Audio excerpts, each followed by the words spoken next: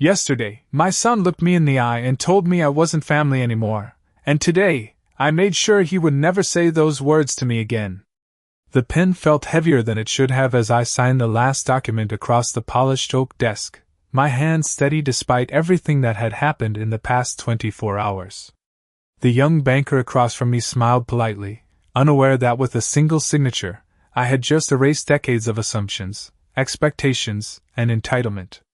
Outside the window, the late afternoon sun cast long golden lines across the parking lot, the same kind of quiet, ordinary day that hides life-changing decisions. I folded my hands neatly in my lap, the way I had learned to do after years of keeping my composure in rooms where I was no longer truly seen. It was strange how calm I felt. Not triumphant. Not bitter. Just resolved. Because the truth was, this didn't begin in that bank. It began the night before, at a dinner table I had set myself, in a house I had kept running for over 30 years, with plates I had carefully chosen back when my husband was still alive, and everything felt permanent. The table had looked beautiful that evening. 4 place settings, even though there were only 3 of us. I hadn't had the heart to remove my husband's seat just yet. Daniel had noticed, of course. He noticed everything Rachel pointed out to him. But he didn't say anything at first. He just sat there, scrolling through his phone while Rachel commented on how quiet the house felt, how big it suddenly seemed for one person. I remember placing the roast on the table, the same recipe Daniel used to ask for when he was a teenager, back when he still called me Mom without hesitation. "You don't have to keep doing all this," Rachel had said, her tone light but edged with something colder underneath. I smiled. "It's just dinner," I replied. Simple. Harmless. Or at least, that's what I thought. Daniel finally put his phone down then, but he didn't look at me. He looked at Rachel. And she gave him the smallest nod. It was subtle. The kind of signal you would miss if you weren't paying attention. But I had started paying attention a long time ago. "Mom," he said, his voice unusually flat. "We've been talking." That was how it started. Not with anger. Not with shouting. Just distance. I remember setting my fork down slowly, aligning it perfectly beside the plate. It gave my hands something to do. Something to control. "About what?" I asked, even though something deep in my chest already knew. Rachel leaned back in her chair, crossing her arms as if she were preparing to watch a performance. And maybe she was. "This house," Daniel continued. "Everything, really. It's just not working anymore." Not working. Such a simple phrase for something that had taken a lifetime to build. I nodded once, encouraging him to continue. Because I needed to hear it. I needed to hear exactly how far they were willing to go. He exhaled, finally meeting my eyes for just a second before looking away again. "You're not family anymore." The words didn't echo. They didn't crash or shatter. They just settled. Quietly. Permanently. Like dust on a surface no one bothered to clean anymore. Rachel didn't say a word. She didn't have to. The small smile at the corner of her lips said everything. I studied my son's face, searching for something, anything, that resembled the boy I had raised. The boy who used to run into my arms after school. The boy who once told me I was his whole world. But that boy wasn't sitting across from me anymore. That boy had been replaced by someone who saw me as an inconvenience. A problem to be solved. I nodded again. Just once. Then I reached for my napkin, folded it carefully, and placed it beside my plate. "I see," I said. And I meant it. Because in that moment, everything became clear. Not just what he had said, but what I needed to do next. I did not sleep that night, not even for a moment, but I did not feel tired either, because something inside me had shifted in a way that made rest unnecessary, as if my mind had finally stopped asking questions and started arranging answers instead. The house was quiet by the time the clock on the wall ticked past midnight, and I could hear the faint hum of the refrigerator from the kitchen, a sound that had always blended into the background of my life until now. Every small detail felt sharper, clearer, like I was seeing the space not as a home, but as a place I was about to leave behind. I stood up from the bed and walked slowly toward the closet, opening the door without turning on the light, letting the soft glow from the hallway spill inside. My dresses hung neatly in a row, colors fading from dark to light, each one tied to a memory that no longer held the same weight it once did. I reached for a suitcase on the top shelf, the same one my husband and I had used years ago for a trip to the coast, and I set it down carefully on the bed. The zipper sounded louder than it should have as I opened it, a small, ordinary sound marking the beginning of something much larger. I did not rush.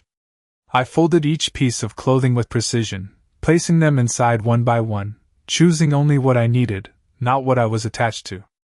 That distinction mattered now. Downstairs, I heard footsteps for a moment, then silence again, and I knew they were still awake, probably discussing timelines, possibilities, plans that assumed I would simply step aside without question. I almost smiled at that thought, not because it was amusing, but because it confirmed what I already understood. They believed they were in control. They believed I would react the way they expected. That belief was going to be their mistake. When the suitcase was half full, I stopped and looked around the room, my eyes landing on the leather folder I had placed on the nightstand earlier. I walked over and picked it up, opening it this time with intention. The pages inside were clear, structured, precise in a way that left no room for misunderstanding. My husband had not been careless. He had not left things open to interpretation or assumption. He had protected what mattered in the only way that truly holds weight. Legally. Quietly. Completely. I read through the key lines again, slower this time, letting each word settle into place, not because I needed to memorize them, but because I wanted to feel the certainty they carried. There was a clause. One that Daniel had clearly never read, or perhaps had chosen to ignore. A condition tied not to time, but to behavior. Respect. Presence. Inclusion. Simple things, really? Things that should not have needed to be written down at all. But they had been. And now they mattered. I closed the folder and held it in both hands for a moment, the weight of it steady, grounding. This was not revenge. It was not anger. It was balance. I returned it to the nightstand and finished packing, zipping the suitcase closed with the same calm I had felt all evening. Then I sat down once more, not to rest, but to think through the next steps in order. In the morning, I would leave before either of them came downstairs. No confrontation. No explanations. Just absence. From there, I would go exactly where I needed to go, speak to exactly who needed to hear from me, and begin the process that would quietly shift everything they thought they owned. I looked around the room one last time, not with sadness, but with clarity. This place had been my home. But it had not been mine alone for a long time. And now, for the first time, I was going to take back what had always belonged to me, not by force, not by argument, but by simply removing myself from the story they thought they were writing. The sky was still a soft gray when I closed the front door behind me, the kind of early morning quiet that makes everything feel suspended, as if the world has not fully decided to begin yet, and for a brief moment I stood there on the porch with my suitcase at my side, listening to the stillness settle around me, realizing that no one inside had come to stop me, no one had opened a door or called my name. And that silence confirmed more than any words ever could. The air was cool against my face as I walked down the front steps, each step measured, steady, the wheels of my suitcase rolling softly over the concrete path I had walked thousands of times before. Only now it felt different, not like I was leaving for a trip, but like I was stepping out of something that had already ended long before I admitted it to myself. I did not look back. There was nothing behind me that had not already been decided. My car was exactly where I had parked it the night before, a thin layer of dew clinging to the windshield, and as I placed the suitcase in the trunk, I caught a glimpse of my reflection in the glass, my silver hair neatly in place, my expression calm, almost unfamiliar in its steadiness. I slid into the driver's seat and rested my hands lightly on the steering wheel for a moment before starting the engine, allowing myself a single breath to settle everything into place, because once I drove away, there would be no returning to the version of life I had known. The road was nearly empty as I pulled out of the neighborhood, the houses lined up in quiet rows, each one holding its own stories, its own illusions of permanence, and I found myself thinking about how easily those illusions can be rewritten when the people inside them decide to change the rules.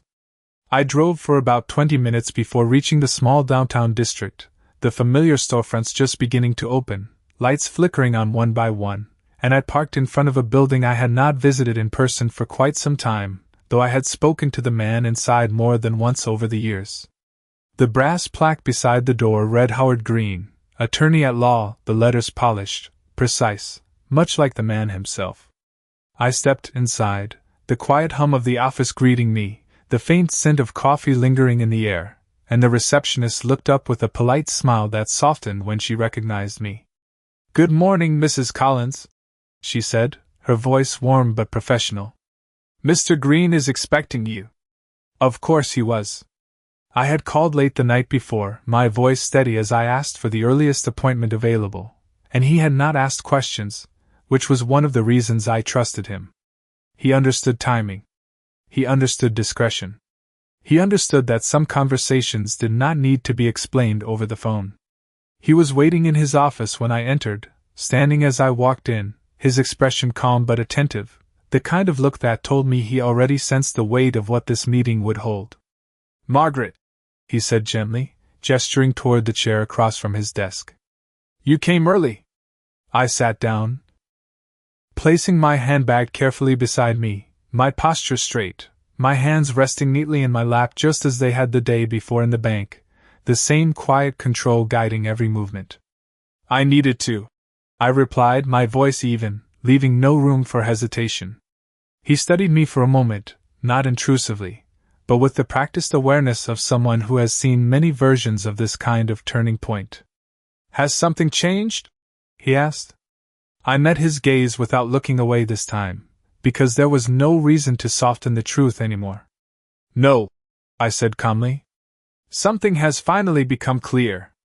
The room remained still for a second, the weight of that statement settling between us, and then I reached into my bag and placed the leather folder on his desk, sliding it toward him with deliberate care.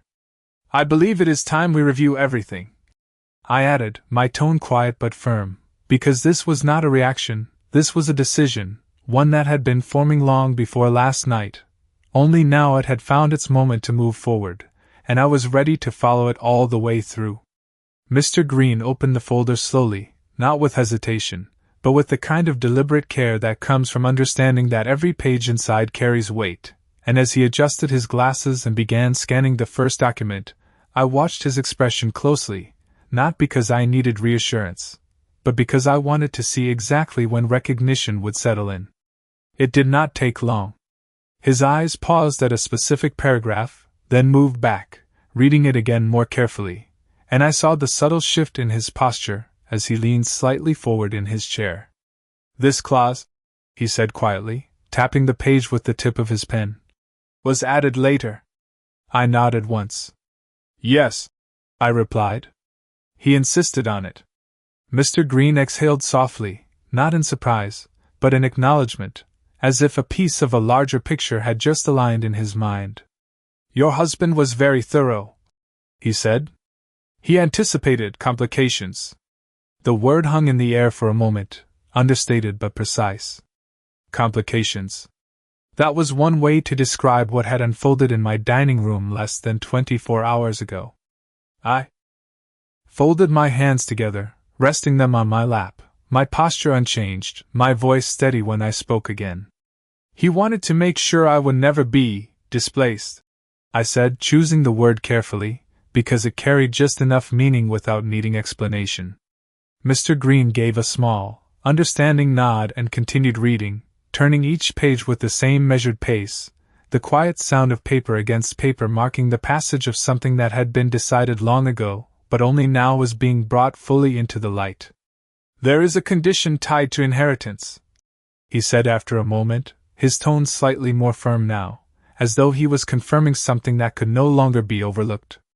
"It requires continued acknowledgement of your position within the family structure. Respect. Inclusion. Presence. Without those, He did not finish the sentence immediately, but he did not need to. I already knew how it ended. Without those, I said calmly, completing the thought for him, the distribution changes. He looked up at me then, his gaze direct but not unkind. Yes, he confirmed. Significantly. I allowed a brief silence to follow, not out of uncertainty, but because I wanted the reality of that statement to settle fully, not just in the room, but within myself. This was not new information. It was simply information that had not been needed until now. They believe the house belongs to Daniel, I said after a moment, my voice even, almost observational. They have already started discussing renovations. Selling, perhaps. Expanding. Mr. Green's expression tightened slightly, not in disapproval, but in recognition of the assumption behind those plans. And legally, he said, choosing his words with precision, that belief is premature. I almost smiled at that, not because it was amusing, but because it was accurate in a way that mattered. Premature. Yes. That was exactly what it was. What needs to be done? I asked, not as a question of possibility, but of process, because the decision itself had already been made. Mr. Green closed the folder carefully and placed his hands on top of it, his fingers interlaced, his posture shifting into something more formal, more defined. We begin by reaffirming the current ownership structure, he said. Then we proceed with the necessary transfers and protections to ensure that the conditions outlined here are upheld without interference. His voice was calm, methodical, each word carrying the weight of experience. This will require discretion, he added. Timing will be important. I nodded again, because that aligned perfectly with what I had already planned. Discretion will not be a problem, I said quietly. They expect me to leave. They expect me to disappear quietly. Mr. Green studied me for a moment, perhaps searching for something beneath the surface of my words, but all he would have found was certainty. And will you? He asked. I held his gaze, my answer simple, unembellished. I will leave, I said. But I will not disappear. The distinction was small, but it mattered. Because leaving was something they had demanded. What came after was something they had not considered. And that was where everything would change. I left Mr. Green's office with the folder no longer in my hands but with something far more solid in its place, a plan that did not rely on emotion or confrontation but on timing, precision, and patience. And as I stepped back onto the sidewalk, the morning had fully settled into its rhythm, people moving through their routines without knowing that somewhere among them, a quiet shift had just begun that would change everything for two people who believed they were already standing on solid ground. I did not return to the house immediately. Instead, I drove across town to a smaller branch of the bank my husband had trusted for years, one that handled matters with a level of discretion that matched my needs, and as I walked inside, I felt the same calm certainty guiding me, the same steady control over each movement, each word I would speak. The manager recognized me, not with surprise, but with the kind of respectful acknowledgement that comes from long-standing familiarity, and within minutes I was seated in a private office, the door closed, the conversation direct and efficient. I outlined exactly what needed to be done, not in vague terms, but with clarity, referencing accounts, structures, and permissions that had been established long ago but never questioned by those who assumed access meant ownership. There was no resistance. Only confirmation. Forms were brought out. Documents reviewed. Signatures placed exactly where they needed to be. Each action small on its own, almost unremarkable, but together forming a quiet redirection of everything Daniel and Rachel believed they were about to control. I did not rush through any of it. I allowed the process to unfold at its natural pace, because haste would have suggested urgency. And urgency was not part of this. This was deliberate, measured, complete. By the time I stood to leave, the structure had already begun to shift in ways that could not be easily reversed, even if they discovered it sooner than I expected. But I knew they would not. Not yet. Because they were focused on something else entirely. They were focused on my absence. On the idea that I had accepted their decision without resistance, that I had stepped aside exactly as they had planned. That illusion would hold for just long enough. When I finally returned to the house later that afternoon, the driveway was empty, which did not surprise me. They had likely gone out, perhaps to discuss next steps, perhaps to celebrate what they believed was a victory already secured. I parked the car and sat for a moment before getting out, looking at the front door not as an entrance, but as a boundary I would soon cross for the last time. Inside, the house felt unchanged at first glance, but there was a subtle difference in the air, a kind of detachment that had not been there before, as if the space itself had already begun to separate from me. I moved through the rooms slowly, not lingering, not revisiting memories, simply confirming what needed to be done. I packed a few more items, documents, personal things that mattered, leaving behind anything that belonged more to the idea of the house than to me. I did not touch the furniture. I did not rearrange anything. I left it exactly as they expected to find it, because that, too, was part of the plan. When I was finished, I placed the suitcase near the door and walked into the dining room one last time, my eyes resting briefly on the table where everything had shifted less than a day ago. The chairs were still in place. The plates had been cleared. There was no sign of what had been said, no trace of the moment that had divided before and after. I reached out and adjusted one of the chairs slightly, aligning it with the table, a small, unnecessary gesture, but one that felt right. Then I stepped back, took one final look, and turned away. I did not need to leave a note. There was nothing left to explain. Because by the time they realized what had truly changed, it would already be too late for explanations to matter. By the time Daniel and Rachel returned that evening, the house looked exactly the way they expected it to, quiet, orderly, unchanged on the surface, and that was precisely the point, because nothing about what I had done needed to be visible yet in order to take effect. I was not there when they walked in, but I could imagine it clearly, the brief pause in the doorway, the glance around the living room, the assumption that my absence was simply the beginning of something they had already decided for me.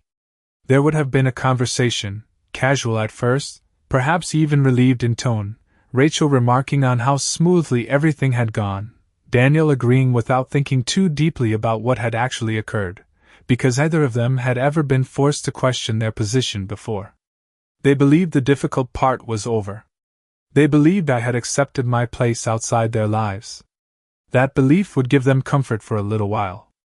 I spent that evening somewhere else entirely, in a small, quiet hotel on the edge of town, a place I had chosen not for luxury, but for privacy, the kind of place where no one asks questions and no one remembers faces.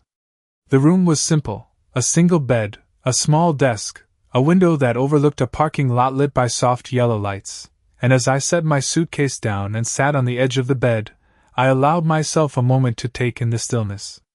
It did not feel like loss. It felt like space. I removed my coat, folded it neatly, and placed it over the back of the chair, my movements steady, unhurried, because there was no longer any need to react to anything outside of my control. Everything that mattered was already in motion. I reached for my phone and checked the time, then scrolled briefly, not looking for messages, not expecting any, just confirming what I already knew. There were none. No calls. No texts. No sudden realization from Daniel that something had gone too far. No attempt to reach me. That absence did not surprise me. It simply confirmed that I had understood the situation correctly from the beginning. I placed the phone down and looked out the window, watching a car pull into the lot and park a few spaces away, the driver stepping out, locking the door, and walking inside without a second thought. Life continues. It always does. The difference is whether you continue within the same story or choose to step into a different one entirely. I lay back against the pillows, not to sleep, but to think, reviewing each step I had taken that day, each document signed, each account adjusted, each quiet shift that had already begun to separate what they believed belonged to them from what had always been protected beneath the surface. They would not notice immediately. That was the nature of these things. On the surface, everything would appear unchanged. The house would still stand. The furniture would still be in place. The accounts would still exist. But access is not ownership, and assumptions do not hold up when examined closely. Tomorrow, they would begin making plans. Rachel would likely suggest timelines, renovations, possibilities that relied on control she did not actually have. Daniel would agree, because agreement had become easier than reflection. And somewhere in those conversations, they would begin to encounter small inconsistencies, delays, confirmations that did not arrive the way they expected. At first, they would dismiss it. Then they would question it. And eventually, they would understand it. I closed my eyes for a moment, not in exhaustion, but in quiet acknowledgement of what was coming. This was not about watching them struggle. It was not about proving a point in a loud or dramatic way. It was about letting reality unfold at its own pace, revealing itself one detail at a time, until there was no room left for misunderstanding. Because by the time they realized what had truly changed, it would not be something they could argue against. It would simply be something they would have to accept, just as they had expected me to accept their decision without question. The difference was, I had not accepted anything. I had simply chosen my moment. I woke up before sunrise not because I had rested well, but because my mind had already moved ahead of the day, mapping out what would unfold next without needing to rush it, and as I sat by the window of that quiet hotel room, watching the pale light stretch across the parking lot, I understood that this would be the day when small cracks would begin to show on their side of the story. Somewhere across town, Daniel and Rachel would be waking up in a house they believed was already theirs in everything but name, moving through rooms with a new sense of ownership, perhaps even discussing plans over coffee, plans that depended entirely on assumptions that had not yet been tested. I could picture Rachel standing in the kitchen, speaking in that calm, assured tone, suggesting timelines for changes, talking about repainting walls, replacing furniture, maybe even mentioning real estate agents as if those decisions were already within reach. Daniel would nod, because that had become his pattern, agreement without examination, trust placed in the wrong direction. And then, slowly, something would not align. A call not returned as expected. A confirmation delayed. A document that did not come through the way Rachel anticipated. Small things at first. Easy to dismiss. Easy to explain away. But they would accumulate. That is how reality works when it begins to correct a false narrative. It does not arrive all at once. It reveals itself in pieces. I stood and walked to the small desk, picking up my phone, not to check for messages, but to make one brief call, the kind that does not raise suspicion but ensures that the process continues moving exactly as it should. My voice was calm, measured, confirming details already in motion, receiving the same in return, and when I ended the call, I knew that the structure beneath their expectations had shifted even further, quietly, completely. By mid-morning, I imagined the first real moment of confusion would appear, perhaps when Rachel tried to access something she believed was already secured, only to find that it required authorization she did not have, or when Daniel reached out to finalize a detail and was met with language that no longer matched his understanding of the situation. It would not be dramatic. There would be no raised voices at first. Just pauses. Questions. A slight tightening in Rachel's expression as she recalculated, as she tried to find the gap between what she thought she controlled and what she actually did. I could almost hear the conversation. It must be a delay. There is probably paperwork we have not seen yet. We will sort it out. Always confidence at the beginning. Always certainty before doubt sets in. I stepped outside the room for a moment, letting the fresh air settle around me, grounding myself in the present instead of the images forming in my mind, because this was not about watching them unravel. It was about allowing the truth to emerge without interference. When I returned inside, I sat down again and folded my hands, just as I had done in the bank, just as I had done at the dinner table, the same quiet posture carrying me through each stage of this process. By early afternoon, I knew the tone of their conversations would begin to change. The easy certainty would give way to sharper questions. Rachel would start making calls of her own, her voice controlled but edged now, pressing for answers, trying to regain control of something that had already moved beyond her reach. Daniel would follow her lead, but there would be a difference now, a hesitation, a realization forming beneath the surface that something was not as simple as they had believed.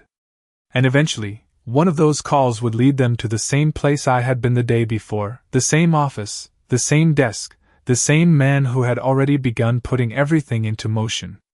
When that moment came, when they sat across from Mr. Green and asked the questions they should have asked long ago, the answers would not be vague.